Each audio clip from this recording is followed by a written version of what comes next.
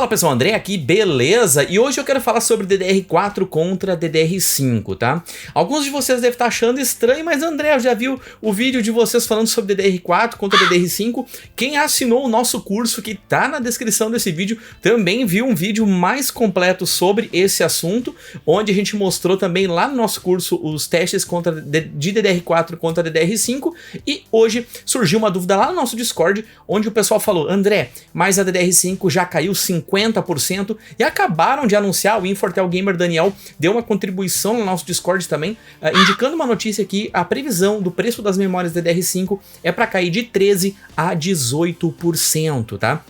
Quem olhou aquele vídeo lá no começo, lá aquele nosso primeiro vídeo sobre DDR4 contra DDR5, foi quando eu falei pra vocês que eu fui uma daquelas pessoas que comprei um kit DDR5 no lançamento, né? Comprei um kit 2x16 4.800, na época não existia pentes de 8 GB DDR5, era apenas pentes de 16 GB, eu até achei que ia ser padrão, o pente mais, o menor pente, né? Fosse de 16 GB, mas não. Hoje já temos pentes de 8 GB DDR5 no mercado, tá? E o pessoal falou, André, caiu 50% o preço, né? E eu pensei assim, a galera do Discord, eles gostam de colocar coisas na minha cabeça pra me deixar bravo, tá? E aí eu fui pesquisar o preço da memória, e aquela memória que a gente comprou aqui pro canal, eu paguei R$ 2.580. Isso foi lá no lançamento da 12ª geração da Intel, e hoje eu fui olhar o preço dessa mesma memória, tá R$ 1.299, tá? R$ 1.300. Então eu paguei praticamente o dobro do preço da memória que tá hoje. Mas será que com essa queda de 50%, será que ainda o custo-benefício, o custo por frame dela, será que tá interessante ou não? Será que eu mudei a minha opinião sobre a DDR5?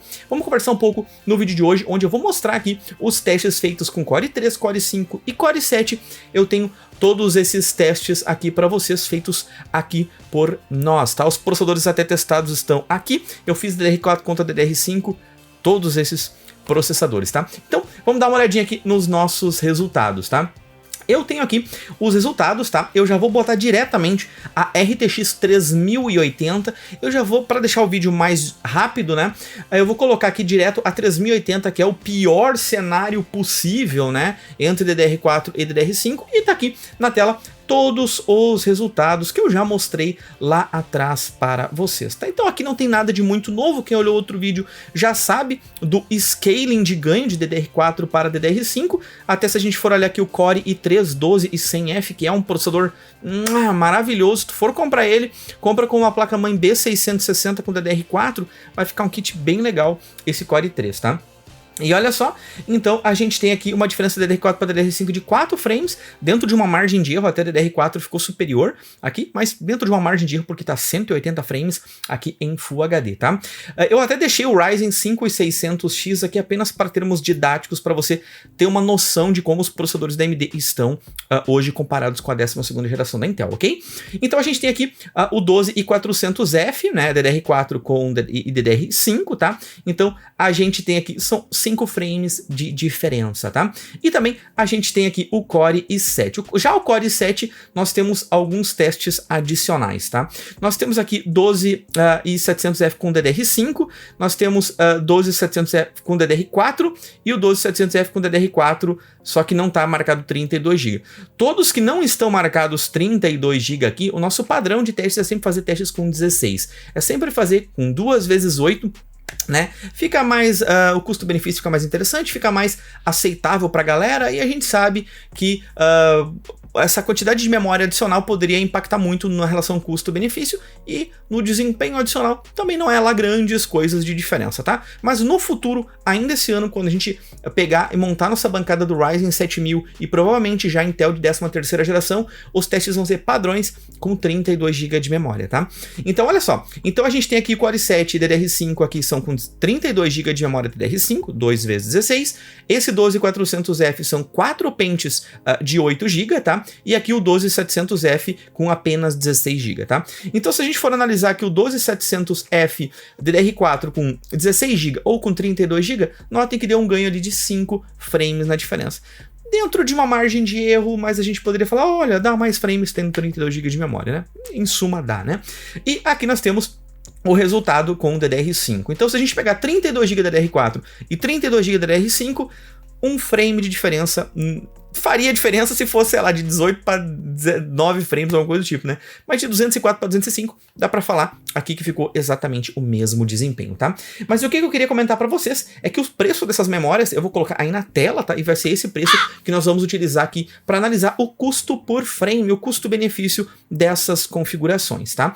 Então, os preços estão aí na tela. Eu fui o early adopter, né? Aquele cara que compra quando lança o produto e acabei pagando o dobro do preço da memória. Quem dera eu tivesse tirado o valor dessa memória nos testes que a gente fez aqui. Infelizmente, a gente não conseguiu tirar esse valor investido, mas eu queria agradecer muito a todos os membros aqui do canal. São vocês que fazem com que a gente possa manter a nossa cabeça erguida, sem ter que ficar lendo roteiros de fabricantes e poder falar a nossa opinião aqui baseada em dados, tá? Eu gosto muito de fazer esses benchmarks aqui. Muitos deles foram feitos em live streams, aqui no YouTube ou lá na Twitch. Na Twitch a gente não faz mais live stream, tá? Mas eu gosto muito de passar o meu tempo fazendo esses benchmarks. É a coisa que eu mais tenho prazer de fazer hoje, tá? É fazer esses testes de processadores e placas de vídeo. Gosto muito de fazer isso. Então, cogite virar um membro aqui do canal, cara, que ajuda demais aqui o nosso trabalho. A partir de R$3 por mês, tu já ajuda demais aqui o nosso trabalho. A união faz a força, não é mesmo?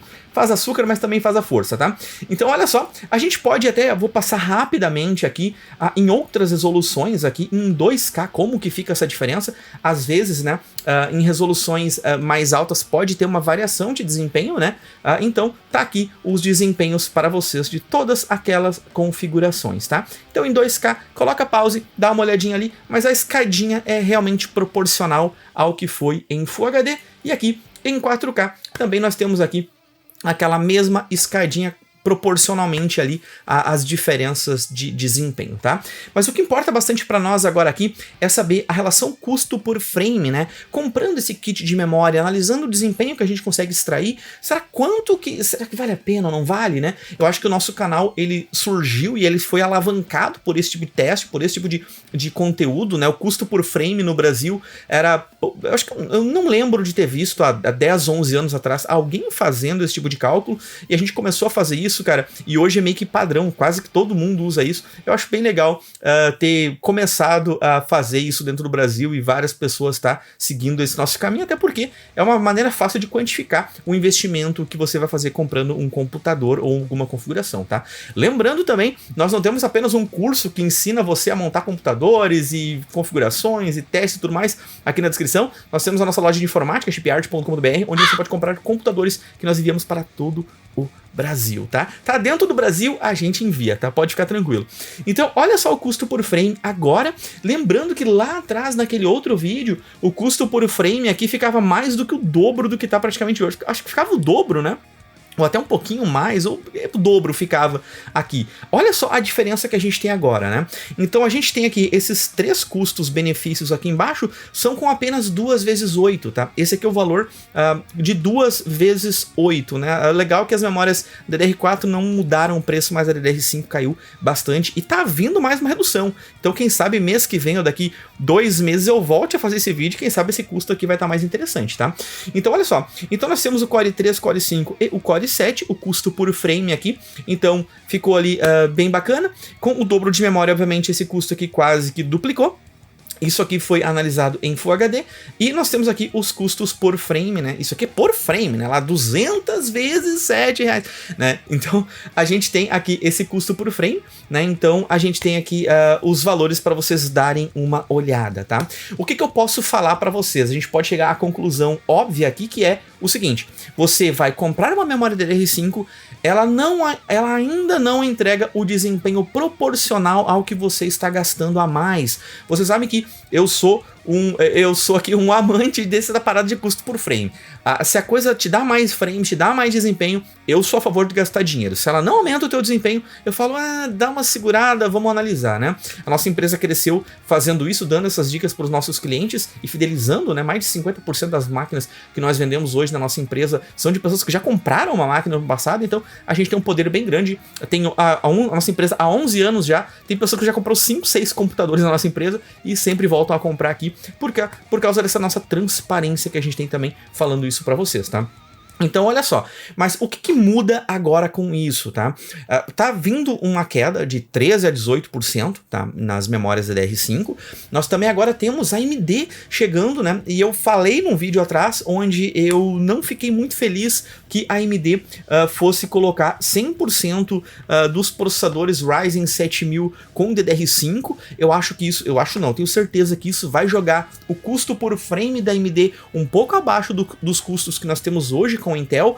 Também nós não sabemos se a Intel 13ª vai ter somente DDR5 ou se ainda vai ter placas-mães com DDR4 e DDR5. Eu creio que já na 13ª a Intel vai ir somente para DDR5 e os Ryzen 7000 apenas com DDR5 também, tá? Então, existe essa evolução, eu já comentei nos outros vídeos do passado também, que a gente viveu isso, né? A nossa empresa tem 11 anos, a gente viu a troca de DDR3 para DDR4, né? Foi mais sutil do que foi agora, mas agora também a gente pegou uma tempestade perfeita entre pandemia, falta de hardware, aquela brincadeira toda, se bem que o pessoal dos Estados Unidos também reclamou bastante do preço da DDR5, mas eu vejo que nos próximos meses, daqui 40 dias, vai lançar os Ryzen 7000. Eu vou tentar conseguir com a AMD, cara, de alguma forma, tá? De alguma forma eu vou tentar conseguir com a AMD algum processador, alguma placa-mãe. Vamos ver, vocês também, cara, vocês poderiam marcar algumas fabricantes aí no Instagram, no Twitter, sei lá onde é que se marca o pessoal, e falar, cara, não esqueçam de mandar uma placa-mãe para chipart, não esqueçam de mandar um processador para chipart, porque eu queria muito mesmo refazer todos esses testes comparando os Ryzen 1000, 2000, 3000, 5000 e também os 7000 já com metodologias novas que eu já estou trabalhando, tá? Então, vamos ver. Se nós não conseguir, a gente vai ter que dar um jeito de comprar esses processadores, assim como a gente comprou aqui toda a linha de 12ª geração da Intel. Não foi fácil, mas a gente conseguiu. Então, reforçando, vire membro do canal, que ajuda a gente aqui bastante, tá? Então, olha só, eu vejo que vai ter uma naturalidade. Eu achei até que ia demorar mais para cair o preço da DDR5, que já está caindo bastante, isso é muito bom. E eu vejo que as pessoas estão correndo vender os kits de memória 4800, porque a princípio, pessoal, o padrão dos processadores da AMD, o default, a linha de entrada, vai ser memória 5600, tá? Tem um outro rumor que apareceu também ali, não, um outro rumor não, um teste que aconteceu, onde o pessoal analisou a arquitetura desses novos Ryzen 7000 e eles falaram que a memória padrão vai ser 6000, tá? Então, vai ser entre 5.600 a 6.000. Tomara que seja já 6.000. A Intel, a princípio, vai ser 5.600. A DDR5 deles padrão. Então vamos ver. Vamos ver como é que vai ser esse embate. Mas com certeza esse embate vai fazer com que o preço das memórias caia um pouco mais, tá? Precisa cair mais um pouco para a gente conseguir falar assim, cara, pode ir para DDR5 que em relação a custo-benefício vale bastante a pena, tá? Eu vi muitas pessoas já montando computadores atuais agora, já com DDR5, já foi para a 12ª geração da Intel. 12ª geração da Intel tá muito bom. Não tenho o que falar de negativo para vocês, né? Então, era mais ou menos isso que eu queria comentar. E aguardo os comentários de vocês aqui embaixo, cara. Vocês ainda acham que DDR4 vai ficar no mercado por mais um tempo ou não? Segundo a AMD, eles mesmos falaram que apesar dos Ryzen 7000 virem exclusivamente com DDR5, eles vão continuar dando suporte fortemente para DDR4 nos Ryzen antigos, nos Ryzen 5000, como o Ryzen 5800X3D, que é um dos melhores processadores que tem para jogos no mercado hoje, ele é DDR4, né? Então a AMD falou que esses Ryzen 5000 vão ficar ainda por um bom tempo no mercado, talvez um ou outro processador ainda sendo lançado nesses Ryzen 5000, para eles não deixar a Intel abocanhar toda aquele público do custo-benefício que vai estar buscando daqui a pouco um computador mais barato com DDR4, né? Então, vamos ver como vai acontecer essa briga. Eu estou bem ansioso e eu quero participar dessa briga, fazendo testes para vocês e postando eles aqui no canal, tá? Muito obrigado a todos vocês, eu vou indo nessa. Um grande abraço, valeu e tchau, tchau!